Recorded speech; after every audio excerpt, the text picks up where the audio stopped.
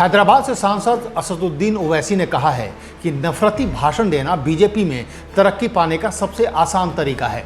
वैसे तो ओवैसी हैदराबाद के गोशामहल सीट से विधायक टी राजा सिंह को टिकट दिए जाने पर तंज कस रहे थे, लेकिन हेट स्पीच से जुड़ी पिछली कुछ घटनाओं पर नज़र डालें तो असदुद्दीन ओवैसी बीजेपी में तरक्की पाने का जो फॉर्मूला बता रहे हैं वो सच नज़र आ रहा है। नमस्कार, मैं हूं राकेश और आप देख रहे हैं पॉइंट ऑफ व्यू।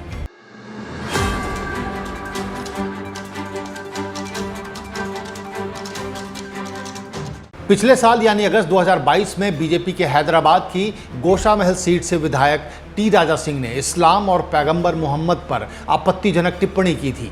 मामला तूल पकड़ने के बाद बीजेपी ने टी राजा को पार्टी से निकाल दिया था, लेकिन अब टी राजा को न केवल बीजेपी में उनकी वापसी हो गई है, बल्कि आगामी विधानसभा चुनावों के लिए पार्टी का टिकट देने का ऐलान भी बीजेपी ने कर दिया है।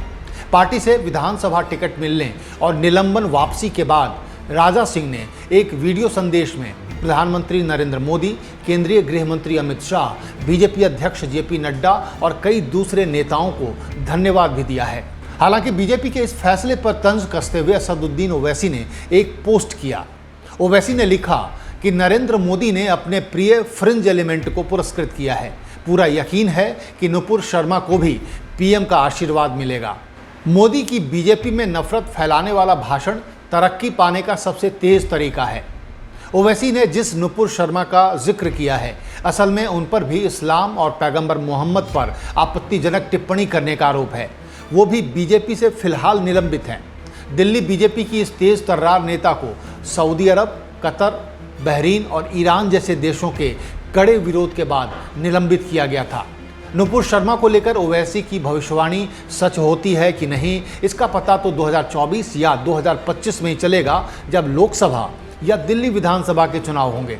लेकिन अगर हाल में नई संसद के पहले सत्र में बीएसपी सांसद दानिश अली को आतंकवादी और धर्म के आधार पर आपत्तिजनक शब्दों का इस्तेमाल करने वाले रमेश बिधूड़ी का उदाहरण लें तो ओवैसी का दावा सच साबित होता है।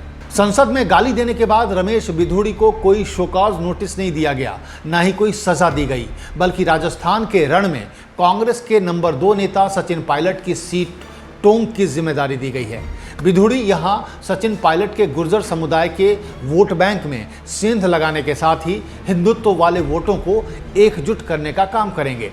बिधूड़ी से थोड़ा पीछे चलें तो 2020 में दिल्ली दंगों के दौरान गोली मारो के नारे लगाने वाले केंद्रीय मंत्री अनुराग ठाकुर का भी बीजेपी में प्रमोशन हुआ था।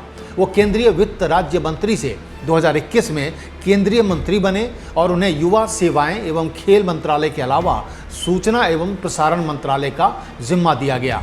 इतना ही नहीं, हिमाचल में चुनाव हारने और बृजभूषण मामले को ठीक से हैंडल नहीं कर पाने के बाद भी वो बीजेपी के प्यारे बने हुए हैं। वैसे नुपुर शर्मा केस के बाद तो बीजेपी ने हेट स्पीच देने वाले अपने नेताओं की एक लिस्ट भी बनाई थी। इस लिस्ट में धार्मिक भावनाओं को आहत करने वाले बीजेपी के 38 नेताओं के नाम थे। इस लिस्ट में अनंत कुमार हेगड़े, शोभा करंजाले, गिरिराज सिंह, तथागत राय, प्रताप सिम्हा, विनय कटियार, महेश शर्मा, टी राजा सिंह, विक्रम सिंह सैनी, साक्षी महाराज, संगीत सोम जैसे दिग्गजों के नाम थे। तब बीजेपी ने इन्हें धार्मिक मामलों पर बयान नहीं देने की हिदायत दी थी। क्या आपको भी लगता है कि बीजेपी के लिए चुनावी जीत नैतिकता के मूल्यों से ऊपर है?